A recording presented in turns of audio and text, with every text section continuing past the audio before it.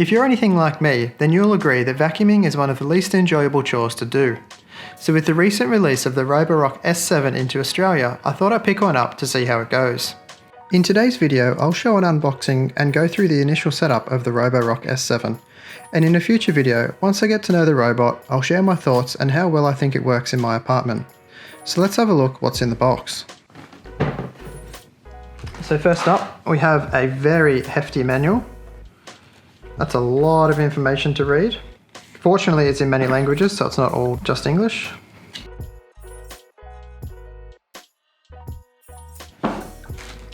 Then we have the app connect to network guide. I'm guessing this will just show you how to install the app and connect it to your network. Next we have a thank you for purchasing Roborock product. If you have any concerns, this is the customer service and covered by 1 year limited warranty. Then this looks like the mopping pad that connects to the bottom to mop. It's got the pad already attached.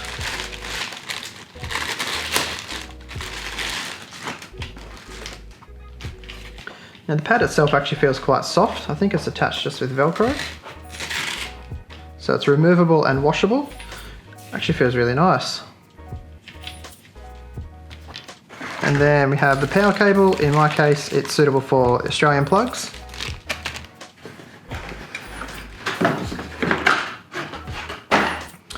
And then we have the robot itself. Oh, it's got a bit of weight to it actually. It feels, it definitely feels quite heavy, quite well built. I'll put this aside for a second. I'll get the dock out of here. The dock is actually quite small. There's not much size in that at all, which is great. Port on the side to plug the power into, and that's it. Little brushes there to clean some sensors at the front, I guess. And that's it for the box.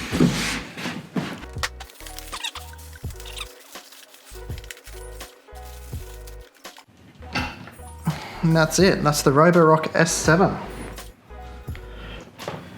We have 3 buttons on the top here, a home button, power button, and spot clean or child lock button. On this side, we have a water tank. Press that in. That's to put the water in for the mopping function.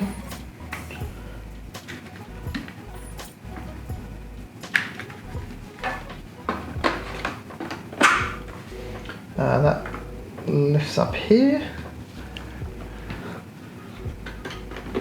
And that's got the dustbin in it.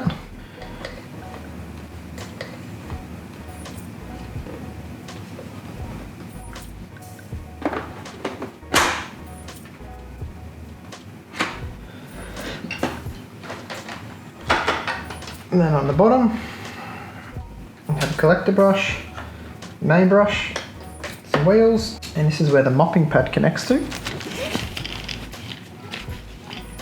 So at a guess, it's just going to slide straight onto that and clicks in nicely. And we've got some sensors around the outside here, and that's what it charges from. And that's a look at what comes in the box. Now, one of the reasons I went with the S7 over, say, the S6 Max V is in my apartment I have some tiled floors which are separated by carpeted areas. So one of the features of the S7 Roborock is it will lift the mop when it detects carpet. So in order to get from a carpeted area to a tiled area, it won't be dragging the mop over the carpet. So I'll be really interested to see how well that works, and I'll share my thoughts on that in the future video as well. Now, to save time, I've already downloaded the Roborock app and created an account. So now I'll show you how to add the S7 to the app. Once you open the app up, tap Add Robot Vacuum Cleaner, then choose Roborock S7. The app prompts us to reset Wi-Fi by opening the cover and then pressing and holding the spot cleaning and dock buttons for 3 seconds. The vacuum will say resetting Wi-Fi, and the Wi-Fi indicator light will flash slowly. Once you have confirmed the Wi-Fi indicator is flashing slowly in the app, tick the checkbox and choose Next. On this step, you need to select your Wi-Fi network and input your Wi-Fi password. Important to note, the vacuum only works on 2.4 GHz Wi-Fi networks, so make sure you select a compatible network. Once you select Next, you then have to jump into your phone settings and connect to a Wi-Fi network that the vacuum has created. Then swap back to the app to continue setup. Choose Connect to Device Wi-Fi, and then the app will begin transferring information to the device and connect it to your network. Once complete, choose Use Now. The app goes back to the home screen, and after loading, it shows your new Roborock S7 available to select. The next thing I did was find a place for the robot to live and set it down to charge. While ideally you would try and find a space that has half a metre clearance either side as per the recommendation, my robot seems able to return to the dock when I've placed it here. Back in the app, once you select the robot, you then have some legal information and are presented with the main screen. Up the top, it displays the area cleaned, the battery level and charging status, and the cleaning time. You can also access a menu from the 3 vertical dots. As you can see on my screen here, a red notification indicator popped up, so I went into the menu and then scrolled down to firmware updates and followed the prompts to update the robot's firmware. I've sped this up a little to save time.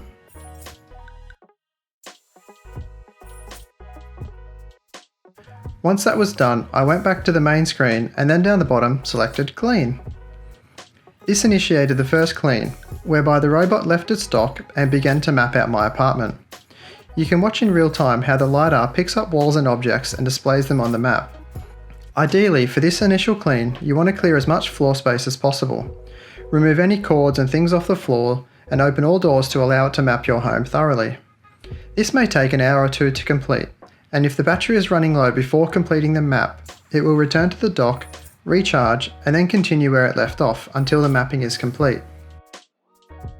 The robot will plan its route based on its scan of the room.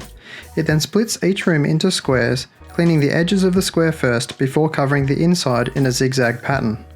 Afterward, it moves on to the next square until every zone in every room has been efficiently covered.